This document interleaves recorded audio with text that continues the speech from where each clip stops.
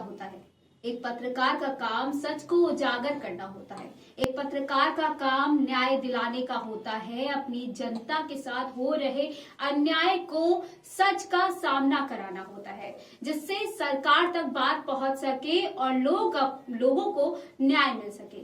पर क्या कभी आपने सोचा है कि अब इस न्याय दिलाने के चक्कर में, सच को उजागर करने के चक्कर में एक पत्रकार अपनी जिंदगी की जो जंग होती है उसको हार गया। नमस्कार, मैं हूं मोनिका और आप देख रहे हैं एक्सप्रेस न्यूज भारत। मुकेश चंद्राकर, जो कि एक कम उम्र का पत्रकार था, वो बस्तर जंक्शन नाम का एक यूट्यूब चैनल चला के लोगों को न्याय दिलाते थे, यानी कि अपनी पत्रकारिता के अंदाज से लोगों के हितों को उठाया करते थे और साथ ही साथ उन सब के लिए काम करते थे जो वाकई में किसी चीज से जूझ रहे होते हैं, किसी मुश्किलों का सामना कर रहे होते थे। पर पत्रकार मुकेश चंद्राकर को सच दिखाना इतना ज्यादा महंगा पड़ जाएगा, उन्होंने कभी सोचा भी नहीं था। 3 जनवरी को मुकेश चंद्राकर का शव सुरेश चंद्राकर, जो कि उनके चचेरे ही भाई बताए जाते हैं, उनके ही जो काम परिसर था उसी ग्राउंड से उनकी डेड बॉडी निकलती है, जो कि उनके ही परिसर में सेप्टिक टैंकर था उसमें से निकाली गई। बताया जा रहा है कि 1 जनवरी को मुकेश चंद्राकर सुरेश चंद्राकर के घर मिलने बुलाया गया था उनको, और उसके बाद से वो लापता चल रहे थे। घर वालों ने इस बात की सूचना पुलिस तक दी।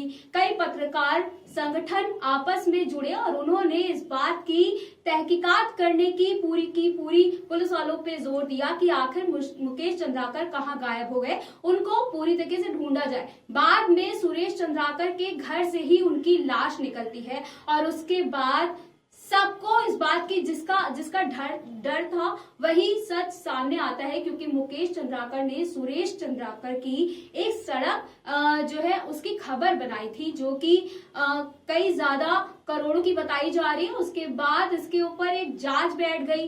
जांच के बाद से ही सुरेश चंद्राकर मुकेश चंद्राकर से को लेकर काफी ज्यादा नाराज चल रहे थे और उसके बाद उन्होंने मुकेश चंद्राकर को मौत के घाट उतारने का पूरा षड्यंत्र रचा, जिसमें मुकेश चंद्राकर को घर बुलाया गया और उसके बाद उनका गला घोटकर उनके ऊपर कई सारे वार भी किए गए। बता दें, डॉक्टरों ने इस बात की साफ तरीके से पुष्टि की थी कि उन्होंने अपने इतने बड़े करियर में इस तरीके का केस आज तक कभी नहीं देखा, क्योंकि उनके सर पर जिस तरीके से रॉड मार के वार किया गया है वो इस बात को उजागर कर रहा था कि उस मार में कितना ज्यादा गुस्सा भरा हुआ था। अब सोचिए कि मुकेश चंद्राकर, जो कि एक पत्रकार था, जिन्होंने एक सीआरपीएफ जवान को भी नक्सलियों से छुड़ा कर लेकर के आए थे, उनको सच दिखाना इतना ज्यादा महंगा पड़ गया।